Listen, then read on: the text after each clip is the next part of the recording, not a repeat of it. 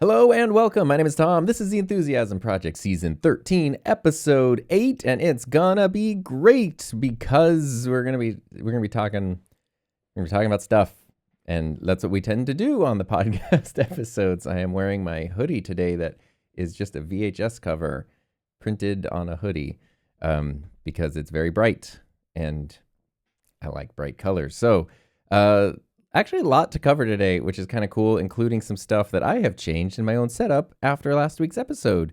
I'm also using a microphone. I've used this microphone once before. Never used it otherwise. We'll talk about that. Kind of some cool stuff happening, including, this might be a little bit dated depending on when you're listening to this, but NAB, the National Association of Broadcasters Convention in Las Vegas, is coming up at the time I'm recording this. It's going to be April 5th through 9th in Las Vegas. I talked a lot about NAB last year. Definitely wanted to go back this year. Made all the reservations, booked all the things. And then I was actually able to get a promo code from NAB to share that gives free registration to the exhibit hall. So if you just want to go, they have like classes and events and all that kind of stuff. Those things are still paid if you want to do any of the add-ons. But the big thing, like really the main thing at NAB is the exhibit hall where you can go and see everything. And, I don't even know if you could get through it in honestly 2 days. I want to see if we can actually make it through the whole thing. Depending on your interests and what you do, some of it might be more relevant than others, but it is unbelievably massive. And that is really cool. So you can go to nabshow.com or use the direct link in the description if that's easier. The direct link will just take you to a registration page where everything is $0. If you go to nabshow.com, you can use promo code PR05 to get free registration as an attendee. So it kind of looks like PRO5, Pro 5. But it's a 0. So I asked them to give me a promo code because it was something they offered last year, and I thought it'd be really cool and really helpful for anyone who wants to attend or you're on the fence of attending, but you don't really want to pay the admission. So I'm super appreciative, but they gave me the promo code that I have to explain. It's a 0 and not an O every time. So PR05, or you can just use the direct link in the description, and that's good anytime before March 25th. 2025. That's this year, obviously. So there you go. If you want to go to NAB or you just want to save a little bit of money on NAB, you can do that. I'm super appreciative of them doing that. There's no like kickback or anything. I don't get like a commission on the free registration that people sign up. There's nothing along those lines. It's just a cool thing. But if people do actually use the link to sign up, it will make it easier for me to be able to do that in the future, probably, I would guess. So that's beneficial to everybody. And there you go. And I think that wraps up I don't want to spend too much time talking about NAB because I know that's a dated, timely thing. And, obviously we want to talk about stuff that maybe is more relevant for longer than that. So the next thing we're going to dive into, of course, is our mic of the week. That's right. The mic I'm using today is a microphone I've only used on a couple of streams before in Heather's office. I don't think I've ever used it in here. I haven't used it on any videos. This is the SE Dynacaster. This is a microphone that people have been recommending to me for years, for so many years. And I finally have one because Bronson from Audio Hotline sent this to me a while back and just gave it to me. So that's awesome. It does have a $299 MSRP. So thank you, Bronson. Much appreciated. From the Audio Hotline channel with a very cool channel name, something we might be talking about later. And the Dynacaster, what's pretty cool about it, I have reviewed an SE. I reviewed the SE X1A microphone, which is a condenser. I got the red one. I did a whole video on it. It's a good microphone, and I reviewed that one because it's really, really affordable. It is it's like $70 or $80, maybe even less. And it's a cool condenser microphone. Mine did have a weird issue where it's like kind of backwards. Oh crap, I realized I just gave that away to a friend and I don't think I told them it's the side that you're supposed to talk. I hope they figure that out. Anyway, it's a good microphone and I liked it. This one obviously is a little more premium. And what really makes this one stand out, it's built like a tank, which is very, very cool. I have it on my Elgato low profile arm. It does have kind of the same mounting issue as the Super 55 that I used last week did, where the XLR port and the mic mount are really close together. So you might need to use an extension tube. That's what I'm using right here, just to give a little more room for the XLR cable. It depends on the stand or the mount or the boom arm or whatever you're miking it on. It might be a problem, might not be. But what really makes it stand out, the build quality is fantastic. I do think it sounds pretty good, but it has a built-in booster. So this is one of those microphones that does have a built-in booster, something like the Blue Sona, or I guess now it's called the Yeti Studio does. A couple other dynamic microphones have built-in boosters, which is really cool because you never need a cloud lifter. You never need a FET head. If you're planning to use these with interfaces or mixers that don't have a lot of gain, basically, if you're using a modern interface that has more than 70 decibels of gain, you don't really need to worry about boosters. There's going to be enough to power anything, even all the way up to the Shure SM7B. But if you're using something that's a little bit older that has like 50 to 55 decibels, that's where on a microphone like this, you're going to be maxing things out, and it's going to maybe start to sound a little bit funky, and that's where those boosters can really clean things up. The fact that this is just built right in means you can use this with any interface. You just turn on phantom power and you're good to go, which is very, very cool. And you can turn the booster on or off, so you don't have to use it. I do have it on, even though I don't need it with the Rodecaster Duo that I'm running it through. It's kind of cool. I have 24 decibels of gain. That's pretty low. Usually a dynamic mic like this would be up around 56. I think it sounds awesome. I am using the SM7B preset. And this is something too that I tell people all the time with the Rodecaster Pros, the new ones, or any of the Rode stuff that has presets. Sometimes people ask like, oh, what are your settings for that microphone? And it's like 99% of the time I'm not using a custom preset. Well, actually, I take that back. The only custom presets I have made are for the SM7B and the pod mic. I made custom presets that I like on my voice for those two microphones. Any other time that I'm using a microphone with the Rodecaster, I'm using one of the built-in presets, just the default ones, and I rarely make any other adjustments. I kind of just go through till I find one that sounds good. And so this, knowing it's a dynamic microphone, I just went straight to the SM7B. This is a more full-sounding microphone than the pod mic, so it doesn't really need like the adjustments that are made there. So I am using the SM7B preset. And if I go over here and I turn that off, this is just the Dynacaster's default sound. This is what it sounds like there, which is still good. It's very crisp and clear. I just kind of like the way that this SM7B preset rounds everything out. And I think that works really well. And I like the way that this microphone sounds. So thank you again, Bronson, for the SE Dynacaster. Now, moving on to the next little update before we get into today's topic. This is something that I changed after last week's discussion where I did my camera timeline. I was sort of thinking about my cameras and kind of going through things and remembering I had a camera that I really, really loved, as I talked about in the timeline, which was the Canon EOS R, the original full-frame mirrorless camera from Canon, which I've had forever. I mentioned all the reasons I'm not going to get rid of that camera in last week's episode.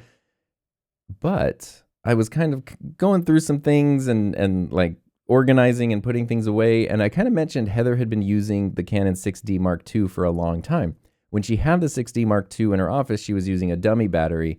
A weird thing with Sony is Sony seems like they really push you to use USB power with their microphones, with their cameras. And that works great. I've honestly not had any problem as long as you use like a powerful enough USB source, then the cameras can stay on indefinitely. You can get dummy batteries for Sony cameras and they can work okay, but like they're all kind of third-party things, and that can be really hit or miss. You kind of never know like how reliable or how effective those are going to be. Sony doesn't really provide a clear way, whereas Canon just sells like dummy battery adapters that it's just nice, like to get an OEM. When it comes to batteries and power and all that kind of stuff, I don't know, especially something that's going to be like left on for long periods of time. I like it to be as reliable as possible. So Heather always ran her 6D Mark II when she had it in there off of a dummy battery. And I never got one for me, even when I was using the EOS R as my main camera, like for all of my online teaching during the pandemic, all the streams and podcasts and things, I just swapped out batteries. I just kind of knew I could get at least 2 hours minimum, and I would just swap out batteries. You can find live streams, like really long live streams from times past where I have to change the battery in the middle of it. But that was kind of rare because usually I wouldn't go for more than like 2 or 2.5 hours or anything. But it definitely did happen. And that was just because I was being cheap, because I think it was like $150 to get the dummy battery. And I just didn't, for some reason, didn't want to spend the money. But I realized, I was like, oh, so here, sorry. Let me explain some friction in my workflow. The camera that I've had mounted on my desk since I redid everything has been the Sony a7 IV, which is great. And sometimes I swap out other lenses. I have, like my Tamron 20-40, which is pretty wide and works well at the desk here. I've got I have a 16-35 and the 24-70. I've got cool lenses that work well, but they're a little bit big for like a desk setup, and they're also not as fast as I would like. So I typically move my 24 1.4 over here when I'm doing podcasts and streams, just because it does, I think, look the best in this setup, and gives me the best amount of background blur. But it's a little bit of a hassle because I find I'm constantly moving the lens back and forth, and I'm not going to buy, I don't know, I didn't want to buy a second 24 millimeter lens, so I'm always moving the lens back and forth. My frugality seems to be the like cause of a lot of problems in these stories, I'm realizing, which also means taking the prompter on and off over here. And then I'm also using the a7 IV because that is my kind of take everywhere camera that I mentioned last week. It does great photos, it does great videos. It's kind of the all-arounder, so I'm always taking that out places. It's also my third studio camera, so I have my FX3 as my main one. My A7S III is always set up as my secondary camera, and if I need something else, another angle, which happens a lot, especially if I want to show stuff like on the desk and show close-ups of things, almost like filming B-roll live as I'm making a video, then the a7 IV works really, really well for that, especially because it does have the really nice Super 35 mode, which kind of crops in and gives you more reach, which it can be very, very helpful for what I do. So I'm always kind of changing the setup, and it really is a bit of a hassle. And then I realized, wait a minute, I still have the Canon EOS R, which is great. Oh, sorry. Also, the reason I put the a7 IV here was because I wanted a 4K setup at my desk. So when I originally did this, it was running through the Camlink 4K and everything was recording in 4K. Then I got the Rodecaster Video, which has been my main capture card since it was released in September of 2024, which is 1080. So my a7 IV has been going into a 1080 capture card. All my settings are just switched to 1080, and it's been fine, But yeah, so anyway, those are kind of the frictions I was going in. That's when I realized I've got this EOS R after talking about it last week. Like, wait, this camera's amazing. It still works totally fine. I've also got the dummy battery power supply that Heather was using. So now, like, I could just power that camera permanently. And I have the 35mm f2.0 lens that Heather was using for a long time too, which is not, obviously it's not as fast as an f1.4 lens is, but it's pretty good, and it's got good autofocus, and the EOS R has clean HDMI out. So that's what I'm using now. I basically switched this whole desk setup to be my Canon EOS R, which is awesome because it's not just living in a drawer anymore. And I'm using my 35mm lens, which works great because something like a 50 is way too tight on this shot, but 24 was a little bit wide, so I was always just kind of cropping in a little bit on Ecamm or with Ecamm before, and now I can just use this 35mm lens with no crop, and there we go.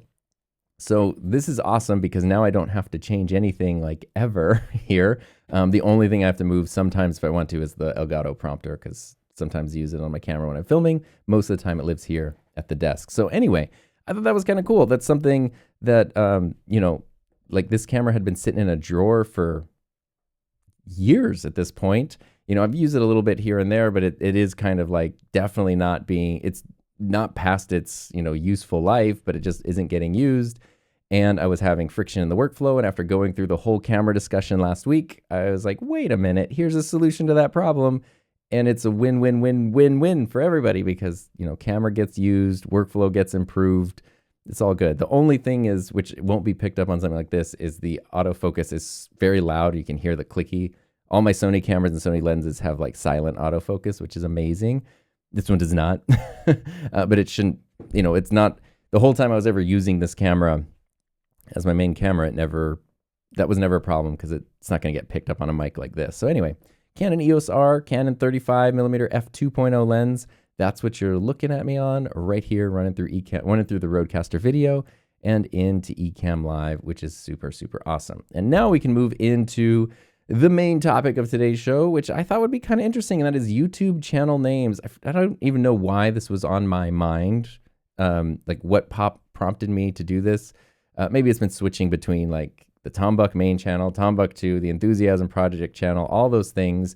But if we go back, remember in the Q&A episode a couple weeks ago, somebody asked the evolution of the Enthusiasm Project name. Where did that come from? And I was trying to explain this whole idea to even start a blog back in 2009, 2010, all that kind of stuff. If you didn't know, my main channel used to be called the Enthusiasm Project. Here is an image of one of my old channel banners that was at the top of the channel. And it was like this from 2017 through 2020. So the first 3 years, basically like June of 2017 to about September of 2020, that was the channel name, which was all the way up to around, I think it was around like 24,000 subscribers, which is a lot. And so to suddenly change your channel name when it seems like the channel is doing fine was a scary thing to do. And especially, I really love that name. There's a reason I came up with it back in 2009, 2010, and wanted to use it in 2017, and kept I really like the name. That's why this podcast is still called that, because I really like it. It speaks to a lot of values and a lot of things that I like. There was one day in 2020. So here's the story of how the change came about. I never really considered it. I never really considered it. My friend Peter Lindgren and I, who Peter has a very large, very successful YouTube channel, we had a podcast that we did pretty regularly for a while in 2020. And, we'd record episodes like every week. And there was one week we had Heather on the podcast as a guest. So Heather and I were here. Peter was in Sweden, doing his side of the podcast. And we did our episode. And afterwards, we were just sort of chatting, because it's just a video call at that point. We were just sort of hanging out. And Peter suddenly goes something like, "Hey, have you ever thought of changing your channel name to just your name?" And suddenly Heather was like, "Yes." And I was like, "Okay, clearly you've had thoughts and opinions about this for a while." And I guess she was just like, she knew how I felt about the name, that I was proud of it. She didn't want to make me feel like I should be doing something else. The last thing she's going to do is tell someone what they should be doing creatively, of course. But as soon as Peter opened the door, she was like, "Yes, change the channel name. I've been telling you that forever." And the reason being is not because the Enthusiasm Project was a bad name, but it really was not an effective YouTube channel name because no one could remember it. And I saw this, so of course at first my impulse is just to dig my heels in the ground, but literally within a week I had changed everything over. So once it kind of clicked, probably even less than a week, couple of days, I had changed everything over. And so the reason for that is because I had noticed that people were having a hard time finding the channel, especially it's the Enthusiasm Project is kind of a hard thing to type out when you're doing URLs because there's two E's right next to each other, the Enthusiasm Project. These are all things to think of when you create a name for something, all the different ways people are going to interact with it. So sometimes people didn't know, is it, youtube.com/the Enthusiasm Project /Enthusiasm Project. And people couldn't really remember what it was called. And so what I heard a lot of people saying sometimes was it's like this guy with a lot of blue. It's Tim or something, like the teacher with the dad jokes. It was these are kind of the ways people were trying to explain my channel instead of just saying what the channel was. And so that, I knew that, but for some reason for me, that wasn't really enough to change it. However, one of the ways Peter and I one of the ways that we first started communicating was early 2020, he did a video that was favorite YouTube channels, and he featured 5 channels, and mine was one of them. It was before we had ever really talked. It was when the channel was still called The Enthusiasm Project, and he had clips from the channel. He linked to the channel, but when he was saying it in the video, he couldn't remember my name or the channel name. And I was like, that seems like a problem. I noticed in comments, people would like, sometimes they would literally call me Mike because of, I think, microphones and stuff. I get called Mike a lot, like unironically. I get called Tim a lot. And I tried, like I would put at the start of videos, I used to put my name on screen with like my, social media handle, like Tom Buck at So Darn Tom. So it's hopefully you see that. It's in the description, like, hi, my name is Tom. This is my YouTube channel and stuff.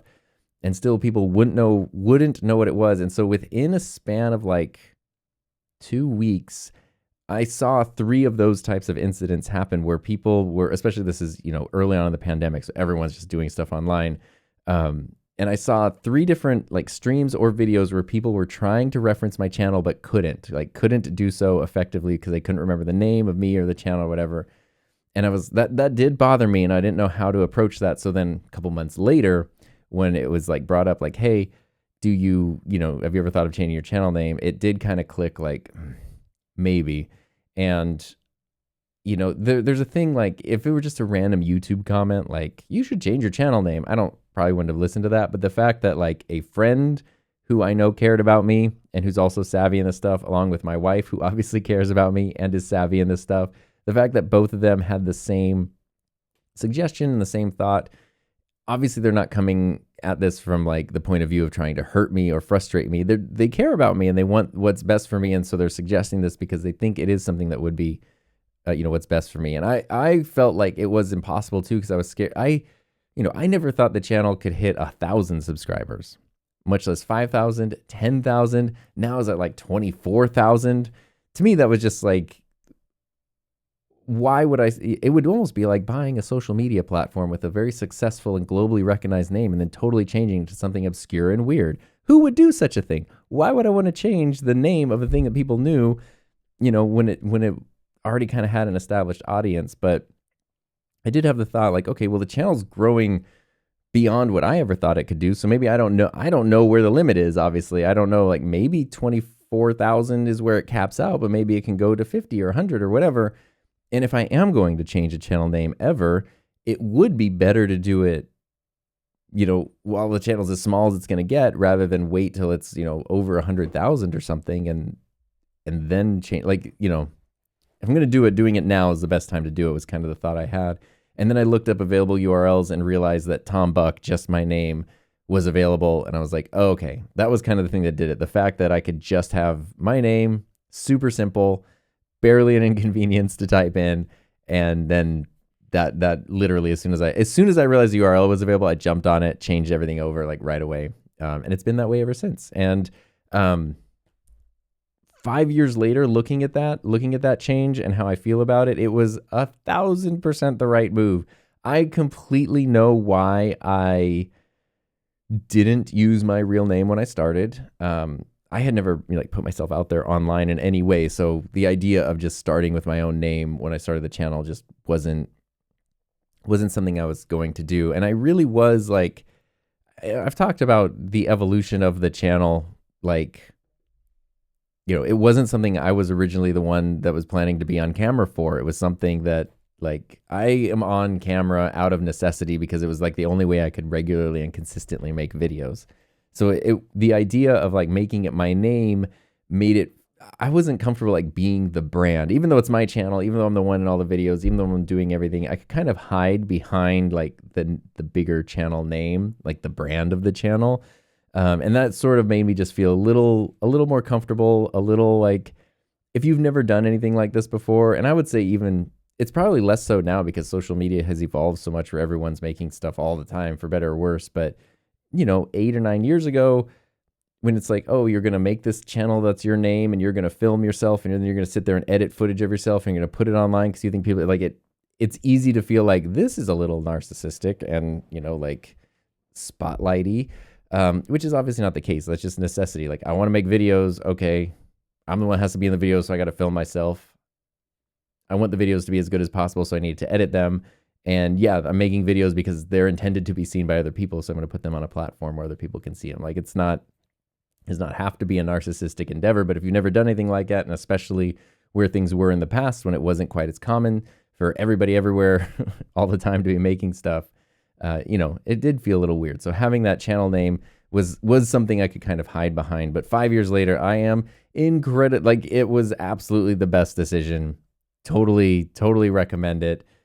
In my case, when we are talking about a personal name, like using your name versus a brand name or, a non-personal name for a channel, even though I am saying that I loved it and it was the right decision for me, I do want to point out that there is no right or wrong. Like, there is not like you should be using your own name. That's not the right move for everybody.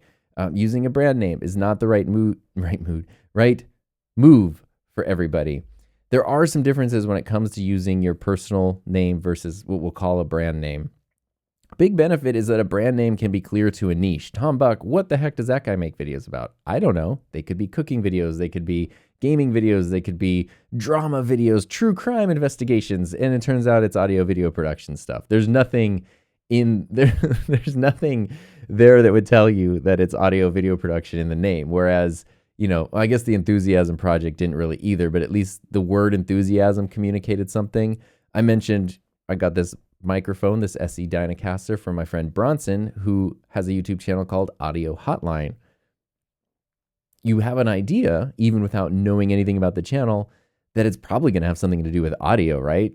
Audio production, audio gear, all that kind of stuff, just based on the name. So the channel name can communicate before anyone sees anything else what the videos are about, what everything's going to be about. And obviously a brand can also be really good for teams. If you're someone who's not a solo creator and you're someone who wants to, have someone working with you, or there's multiple people on the channel or whatever, then a brand name makes sense. I think it can make a lot of sense. It can sometimes be weird when a personal channel becomes a team channel. Like, sometimes people are upfront about it. So like Marquez Brownlee with MKBHD, that's a channel he started as a kid just by himself.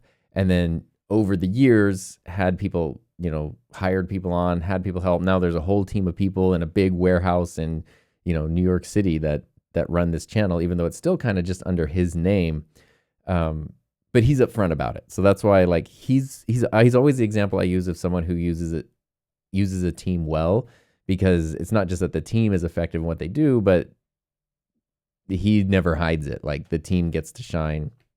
There's even like side channels they have that's just people. He's not even in them. It's other people on the team making all the videos. So that can work. Sometimes though, people, like, their channels blow up. It's just their name, and then the channel gets bigger and bigger and bigger, and then they hire their editor. They hire, like, there ends up being several people working on the channel, but it's still just the one person's name. And sometimes people aren't always super clear up front about that. It's just a little weird. It's just a little weird when you have a personal named channel and that person isn't like the main voice or the only voice. It's just, sometimes I personally find that to be a little bit strange. So that can be something, if you're someone who plans to get to that point, if that is your goal, is to build something huge that's like a team and almost like a studio type situation, having it all done under your name might not be the best. So brands can be better for teams. Brands can also be limiting, because there is that thing, like, I hope I'm not throwing you too much under the bus, Bronson. But if you watch any of Bronson's videos on Audio Hotline, obviously they sound really good because he's super good with audio production. He's completely brilliant at it. They're also some of the best looking videos on YouTube, period. Like, he is so incredibly good when it comes to videography. He has got, he's done it professionally. He's done it personally. Like, he knows a lot about cameras. He has all kinds of cameras from different camera systems. He knows the ins and outs of like working with log footage and all the really complex stuff that I don't even go into on he's very, very good at that. So obviously he's got an interest there. Plus, when you see how good his stuff looks, his B-roll, it's all just so amazing. You kind of want to know, hey, how do you do that?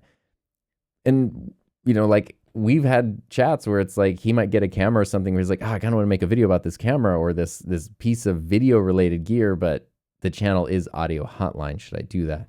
And those are decisions that can pop up when you do have a brand name that is very specific. It can sometimes limit you if you want to do something else. So that's just something to also consider. And when we're also looking at a personal versus a brand YouTube channel, looking at privacy is huge because obviously you're putting your name out there. There are, I wasn't hiding my name when my channel was The Enthusiasm Project, because it still said it at the, every video description and at the front of every video. But there are people who don't want their full name out there. If you look at, if you look at someone like Gerald Undone, that is not his legal last name. Like, people don't know what his legal last name is. Look at Podcastage. You don't know Bandrew's full legal name. There's a channel I watch called Cathode Ray Dude, which I absolutely love. Tons of videos, super in-depth, can even be very personal and open about, like, career, all the things that are happening in the life of a creator and stuff. Still don't know the actual name of the person behind the channel. Some people just want to keep their name private. And if that's you, then using a brand name, a different name for your channel, is obviously the way to go. You don't have to use your full name. You can still be an online personality. You can still even show your face and actual personality, and you don't have to, give away your total name. Fortunately for me, I guess, when we're talking about personal names, the other thing is, what is your personal name? My name is 2 syllables that are spelled exactly the way that they sound. So, like, I'm very lucky in that regard. It's 7 letters, 2 syllables, Tom Buck. I don't have to spell it out for you. Some people have long, complicated names that are very, very tough to spell.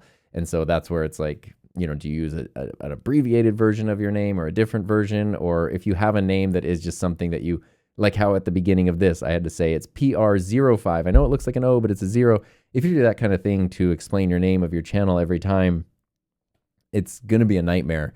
So, keep it simple. That depends on your name. And it also depends on what's available. Like, if you are just John Smith, it's going to be hard to get the /John Smith URL. So, what can you get to direct people quickly and easily to your channel? If Tom Buck wasn't available, I might have to try to find something else that would work. Like, what would be a way that's not going too far, like, off topic, but would still be effective? It can be a little bit tricky. So in my case, things lined up. I have a very simple name and the URL was available. So those are all things to consider. But if you do want to use your real name, your personal name, believe it or not, using your personal name makes things personal.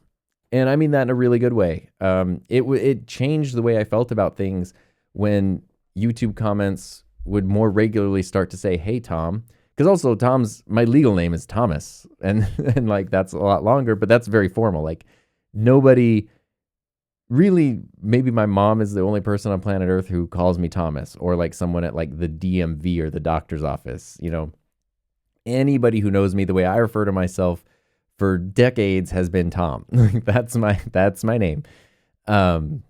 And so that when people on the internet, this thing where there's people I don't even know, and it can be a scary place when people use the name that is familiar to me and that other people are like, who I'm familiar with, call me. It makes things feel a little bit friendlier and a little bit more approachable. And I didn't really expect that, but I just kind of noticed when those comments popped up and people would start saying my actual name, it just sort of felt a little bit friendlier. And it was nice to be called Tom and not Tim or Todd or Mike or whatever. Like, it's nice to be called my actual name. And it kind of made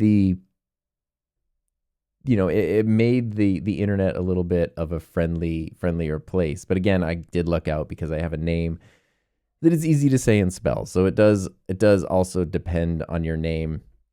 A benefit to your name too is that it is not limited to a specific niche or topic. So, like I said, Tom Buck, right now I do audio video production, but if I really wanted to change to something totally different, the channel name doesn't necessarily have to change. So you do have a little more flexibility because it is putting you in that, front and center position, and not the brand name, not the niche or anything like that.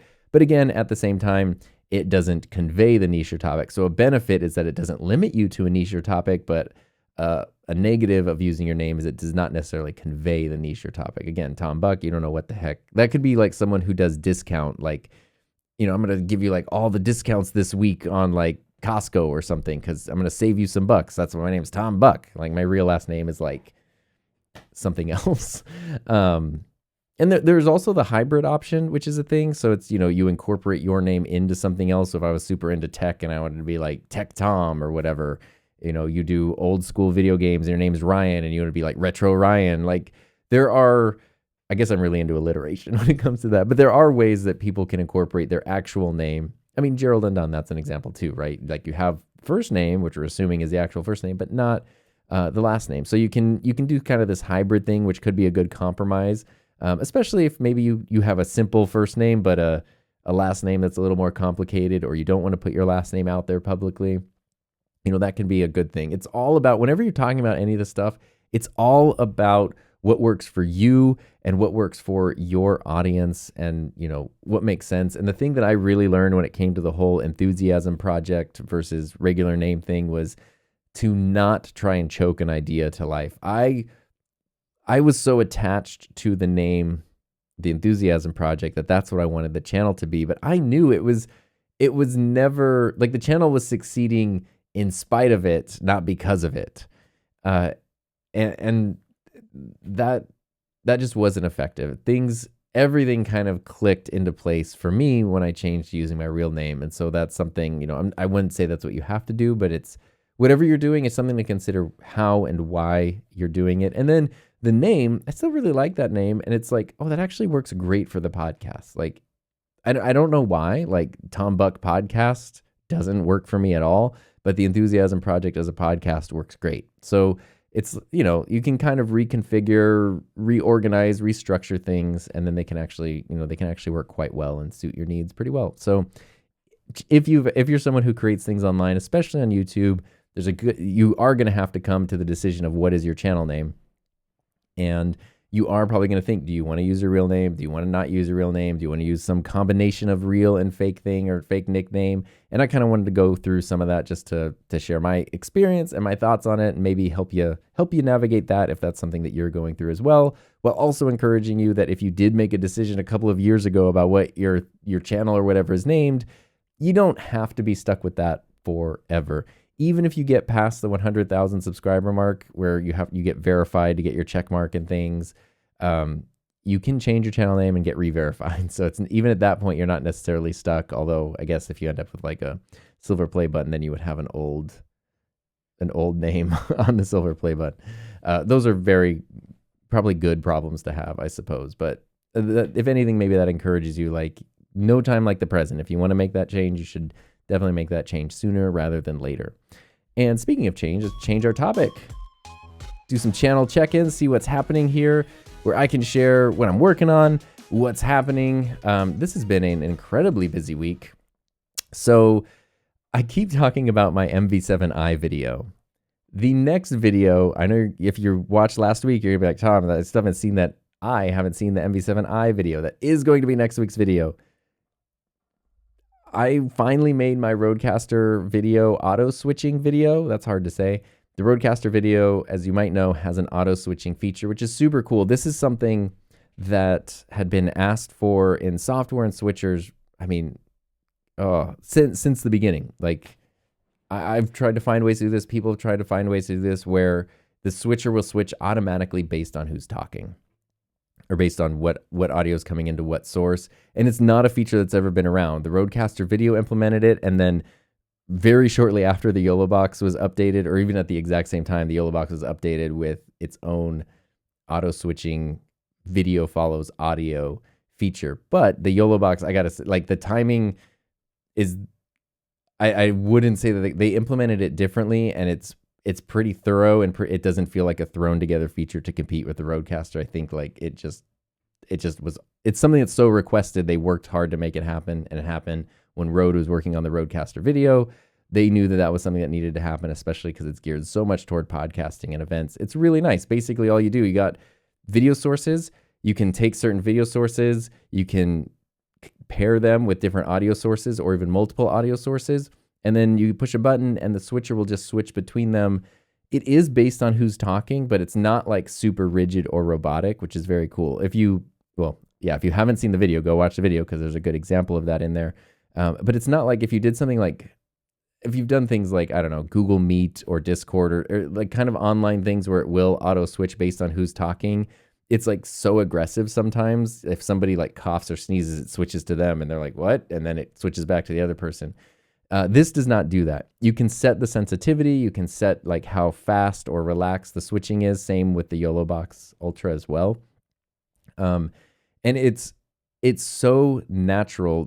I don't know what the YOLO Box is kind of based on sensitivity and things. I don't know what else they programmed into it, but the Rodecaster, it was kind of cool. They actually, and I'm so glad they didn't call this like an AI feature, because I feel like they easily could have, and I hope they don't in the future. They basically created an algorithm that goes into it, which I like because that gives credit to people who had to program a thing. They did a whole bunch of research on like live broadcast, studio broadcasts, and what actual directors, technical directors do during these things and what they cut to. And of course, the thing they found right away was that people don't cut just to who's talking. If someone's talking, cut to their camera, cut to their camera, cut to their camera. That becomes way too robotic and strange.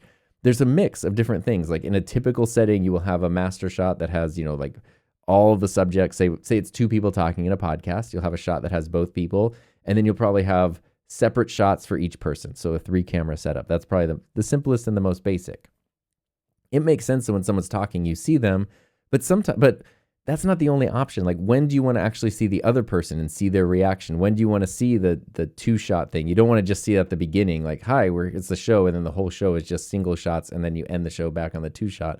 That doesn't make sense either. So they did a lot of research into what it looked like, how professional, real world, broadcasters and directors cut these things and how they work. And they implemented that into this algorithm. So it does not just go based on who's talking, and it does not automatically switch the second somebody starts talking.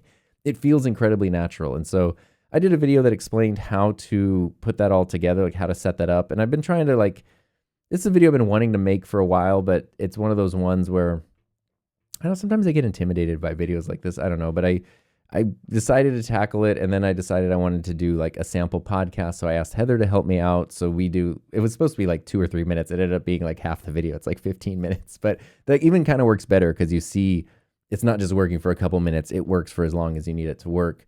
And we just talked about ice cream. We just talked about Handel's Ice Cream, our favorite ice cream place in the thing. But you see how the switching works and how it cuts between them. And the thing a comment that has popped up so much in that video after I posted it is people are like, I was like paying attention to the discussion. I wasn't even looking at the switching, so I didn't even notice the difference. And I'm like, perfect. That to me shows that it's working. The fact you're not even thinking about the switching. You're watching and listening to what's happening. It's like, it is. If you told me that a person was making the cuts and making the switches, I would 100% believe you. It does not seem like it is a machine doing it at all. And in fact, I would kind of argue it's better than a person, at least better than me, not better than a person, better than me, because I maybe live on the fly, I'm a little bit better, but especially when I edit multicam stuff, I get so hung up on like when to cut to a reaction, when to do whatever, and this is just done. And that's the beauty of it. It is just done. Once you stop pressing record, the whole segment of Heather and I is completely unedited. Like I didn't cut anything out. It is just start to finish, real time, how the Rodecaster did it, and it's done. So it was like editing this video, the first half, I was like editing like a normal video, cutting things up, adding in whatever. And then the second half, I was like, oh, I'm done. I don't have to do anything with this. It's great. So amazing for the workflow. But that video was just so much fun. Like we had so much fun making it. I had so much fun editing it. It was one of those ones when I was done, I was like, you got to watch this because it's fun.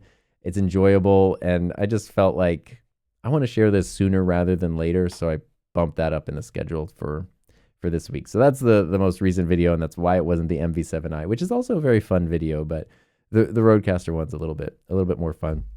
I mentioned obviously earlier that NAB is coming up. So something I've been thinking about is a couple times in the past year, instead of doing a Thursday upload, I've done a live stream. Ideally it's nice to do both, right? Like do a live stream at some point throughout the week and then do an upload.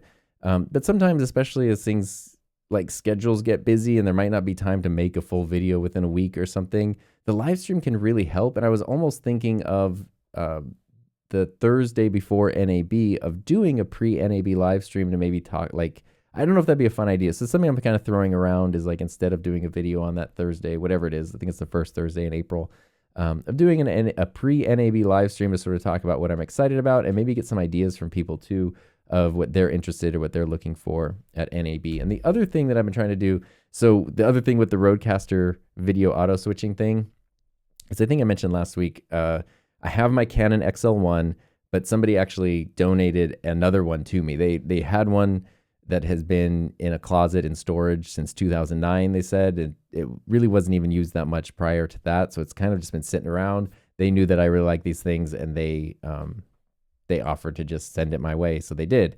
And I was like, this is perfect, because my main camera, it was the Sony FX3, because I want to make sure people know, like, yes, the Rodecaster the video quality looks great, but our two cameras, like the single shots for Heather and I, are each an XL1. So there is, you can tell when people didn't watch the whole video, because I explain that whole thing. I show the XL1, I explain this, I'm very clear, like, when you see these shots and the image quality doesn't look as good, it's not the Rodecaster, it's the XL1. And then there's still every once in a while a comment is popping up where people are like, the single shots are a little bit blurry. What happened there? It's like, tell me you didn't watch the video without telling me you didn't watch the video. But yeah, so that was really fun. I obviously love those cameras. I've made videos about, old tech, the projector camcorder and the XL1 and just sort of other things, off and on a lot. And I have a lot of other stuff that I want to make, but a reason I don't make those videos is because I feel it's hard for me to contextualize. It's hard for me to talk about something like the Rodecaster video auto switching, which is literally like the newest of the new, right? That is the most modern, most relevant, like newest thing.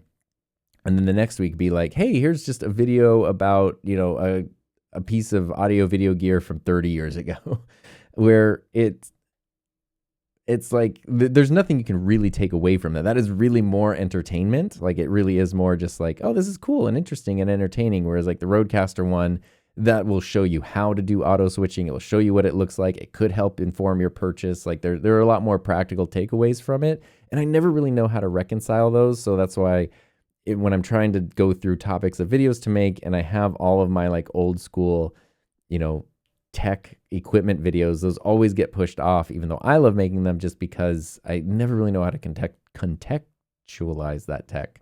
And so I had the idea yesterday. It's very, very simple. Why not just have it be a series? Not something where it's like, the last Thursday of every month is a retro tech video or something, although that'd be pretty slick to be able to do that. But nothing like that, but just like, it's a playlist. It's a part of a series. You can easily say like, it's just, that lets people know right off the bat, it's part of a series. It's not like the channel's not totally changing directions where we're only talking about this stuff. It's not totally out of left field. It's something that kind of pops up, recurringly. So that's something I'm trying to put together and figure out and wrap my head around, because that'll make me feel a lot better, and I feel like give a lot of context to this old gear when I make those old videos. So those are some of the things that I've been working on the past couple days, past week. Now, last bit of business, we got to do Gear Spotlight over here. Then we have a couple listener messages as well. Gear Spotlight. I'm trying to look at things that are a little bit overlooked that I don't get to talk about, or I haven't talked about very much. And this one is the Lilliput 4K camera monitor. This thing is awesome. I actually have two of these, and both of them are from B&H. I bought one at B&H when I went there, because anytime I am in New York and go to B&H, I like to get a souvenir, but instead of just getting like, a mug the mugs are cool. Heather just got a really cool Hockey Hall of Fame mug from the Hockey Hall of Fame, and it's like awesome. So there's nothing wrong with mug, but the mug is practical, right? She uses it every single day for her coffee, and she likes it every day. So I always get something like a camera battery or a lens hood, or like something I will use regularly, and then that is my souvenir. The Lilliput monitor was one of them, and then I ordered a second one just because they're so good. I don't know what the MSRP is, but the current list price is $142, which is a bizarre price, but that's quite affordable. They do have the option to be powered by batteries like the Sony, I forget what those NPF battery, the ones that have been around forever, can run on those. Obviously, it runs on AC power. You've got HDMI in and HDMI out, so you can do a pass-through if you need to. You even got headphones if you want. Mine is red because I got this red silicone case, but this is just it comes with a silicone case that just pops off pretty easily. And there's also Velcro on the inside of that, because it does come with a sunshade as well. So if you're using it outdoors, they can have a hood there. You've got 1/4 mounts on the top and bottom. Super easy menus, super good image quality. You can monitor audio through here. You can do focus peaking on here. You can do anamorphic D-squeeze on here. I just needed something that like looks clear and is sharp and reliable for, just monitoring video. So I have I have two of these. I have one mounted on my FX3 camera rig. So that way, just even though it has a flip out screen, usually the camera's a little too far away for me to see it. So now I can see it a little more easy on here. And I have another one that's mounted. It's actually the one that is in the photo here. It's mounted to my auto pull. And that one, it just has a loose HDMI cord that can go anywhere, but it's usually where my A7S III is connected when I'm filming videos, because that has the 50mm lens on it. So the camera's usually a little further away. And again, I can't see the flip out screen, so it's there. And it's nice to just be able to double check everything's recording, everything's in focus, like it works really well. These things are great. Obviously, there's tons of options for small camera monitors, but some of them kind of get really expensive. And I don't need like anything that does recording or anything like that. These don't make fan noise. They don't do anything. I have left them on all day many times over the years. I've had them for, I guess, I've had one for 3 years and one for like a year and a half. So, and they both work great. I've had no problems with any of them. Actually, does this have a VESA mount? Wow, I'm just noticing there's holes for a VESA mount on the back here, it looks like, which is pretty cool. Oh, and it does, I should have mentioned that. It does have the Sony NPF batteries, but you can actually take that out, and it comes with some other mounts for other batteries. So if you have different battery systems when you use, you can power those with that as well. So that is gear of the week, is the Lilliput 4K camera monitor. A little monitor like that doesn't really need to be 4K because it's, I don't know what the size is. 7 inches, I think is what it is. It's smaller than the Elgato prompter, so and that's 9 inches. That's probably about 7-inch monitor. So probably don't need to be 4K, but the fact that it is awesome, and it works incredibly well. I've got 2 of them. So now let's move on to listener messages, our last bit of this. We've only got two comments from last week's YouTube video that I'm going to share. Jumping into that, the first one is from Gil, believe it or not. Sorry, my computer did a weird thing. Gil said, this was on the Is Camera YouTube Dead video. Gil said, around 2011, I started watching camera YouTube. There was so much to learn from like those DIY PVC pipe videos, which were dope. One hack I loved was covering your camera's pop-up flash with Scotch tape to soften the light. I remember this, I totally forgot that. I love the garage culture of it all. It was cool to watch someone do something and then go out and try it yourself. I still watch camera YouTube, but I'm not as invested as I used to be. I think it's because there are so many manufactured enthusiasm videos about cameras and gear. I might read up on the latest thing if someone asks about it, but I'm not really into it personally unless it's something I really like. This episode was great as always. Gil put in, like, this one comment pretty much summed up my whole feelings in the episode, so it's a little more eloquent there. But that's exactly it, the garage culture of it. It was watching someone do something and then feeling like you go do it yourself. That's what I thought was really cool. And that's kind of the point I was trying to communicate last week, where it was like, I could take my Canon T2i and I didn't have to just watch videos where people are talking about the T2i. It's very cool when they were, but I could watch anybody talking about any DSLR thing, and a lot of what people were sharing and being excited about were things that applied to just anything in general. So the specifics could be cool if you want to dive into that, but that is real enthusiasm when it's just sort of like, and then this, and then this, and then this, or it's, something becomes the heart of a setup and then they keep figuring out how to use it. I just thought the garage culture was like the perfect way. And also manufactured enthusiasm in modern videos, also, perfect way to do it. Next comment was from Elemental Educator, who I actually got to be on their podcast. We recorded a podcast episode, which will be coming out relatively soon, so I'll be sure to share that link. Elemental Educator said, pretty cool timeline and a great microphone. Oh yeah, the Super 55, multiple people in the comments said it reminded them of old school wrestling mics that would like come out of the ceiling and like the announcer would be like, let's get ready to rumble. And then I did have the thought of like, couldn't I hang one? Like, could I hang one and get like a pulley and a crank and have it lower? Never say never. Elemental Educator said, I switched from Nikon to Sony and I'm now using the FX30 as I felt the phones out there now take good enough pictures for what I photograph. I appreciate that Sony made a camera entirely dedicated to video to reduce the price from photography components. Love it so far.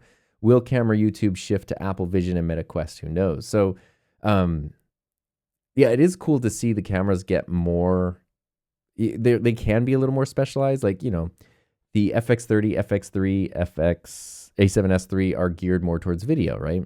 And then there's other cameras like the A7R series with Sony are geared more towards photo. And then there's like the A7 IV, which is kind of in the middle. Somebody told me that the FX30 does not have high like shutter burst for taking photos. Like it is really it is for video. So even though it has some photo capability, it's like incredibly limited. It's like, oh shoot, I actually didn't even realize that. But that's great because you do get this awesome video camera for a way better price than if it had to do everything all at once. And that is kind of cool. Like it's subtle changes, but it's nice that instead of like there is only the one option, like you either get the 5D Mark II or the T2i, and those are kind of your options. You can find like the camera that hits like most of your check boxes, and I think that is pretty cool. But then the question here, will camera YouTube shift to Apple Vision and MetaQuest? Like essentially, do you think the camera production and video production will switch to like, I don't know if that's like virtual reality, augmented reality, spatial video kind of stuff. I'm not sure because it's interesting. Those things just haven't clicked yet. I feel like at some point that must be a thing. And I know there are, like iPhones can do spatial video and stuff. And at some point something might click. I have a Quest headset that I bought for an application called Sense Arena, which is like hockey training. And it's amazing. Like, because it is absolutely incredible and like genuinely helps build skills and coordination and positioning and everything for like playing goalie in hockey, especially where it's like it's way easier to put on the headset and play Sense Arena for 20 minutes and like try to find ice time every day and drive all the way and get all the stuff on and what is my actual opportunity to practice something specific? I can't usually ask someone like, can you take one specific shot at me 50 times so I can really practice it? Like, no. But with virtual reality, I totally can. And it is pretty amazing. So I don't know what there's going to be something, and it's kind of fun. Like I do miss that like excitement of a new thing leveling up and opening up things for people. And I don't know what the next thing like that would be, or if there really will be. I mean, there has to be something, right? I don't know what that would be, but I look forward to it. I think maybe, I hope so, unless it ends up being something terrible. But yeah, that could be, I don't know, that could be fun. Or I look forward to people maybe kind of having the fatigue that we were talking about and then feeling like, let's go back into that kind of garage culture. Let's go back into that, like, okay, we've got like the most amazing tools in the world. Let's like figure out cool ways to use them and things to share about them and like, dive into more than just the specific, like, here's a new thing, here's a review on it. Here's a new thing, here's a review on it. Like, let's explore a little more. And I think that could be really, really fun. So that being said, if you have anything you'd like to share, you can always send an email to tom@enthusiasmproject.com. You can leave a comment on the YouTube videos. You can click the fan mail link in the show notes on the audio version, or you can go to hi-my-name-is-tom.com and leave a voice message for the podcast. I hope this is interesting, especially if you're somebody who is looking to figure out what do you do with your YouTube channel name. Maybe you're thinking of making a change. You don't know how to navigate that. Hope you took some good stuff away from there. And don't forget, you can register for free to go to NAB by using the link in the description, and you can check out all the really awesome stuff. Maybe there'll be whatever the next new thing is. Maybe it'll be on the NAB show floor. I am curious. I don't think it's going to happen because I've been wanting to make a video on every time I talk about anything like the Rodecaster or any video switcher, the 4K discussion inevitably comes up.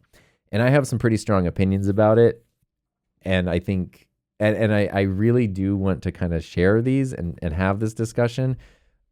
My opinion is that there's not going to be a fully featured, full-on 4K video switcher for a long time because it's technologically and price prohibitive. Like the Rodecaster video, if you took that, it's not like flipping on a 4K switch and now it's in 4K.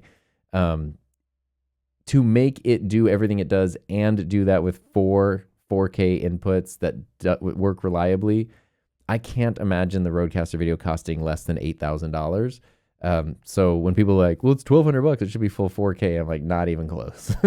But I'm kind of holding off on sharing these opinions until after NAB, just in case, especially that is when Blackmagic tends to announce stuff. Obviously they were first on the mini HDMI switcher scene with the ATEMs.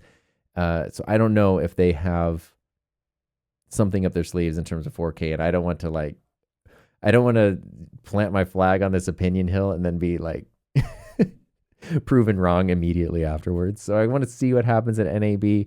I don't know. I have no idea. So that's why I'm going to wait and see. Anyway, I'll wait and see what you think about this episode. Thank you for listening. Thanks for hanging out with me. I hope you have a safe, happy, healthy, fun rest of your week, and I'll see you next time.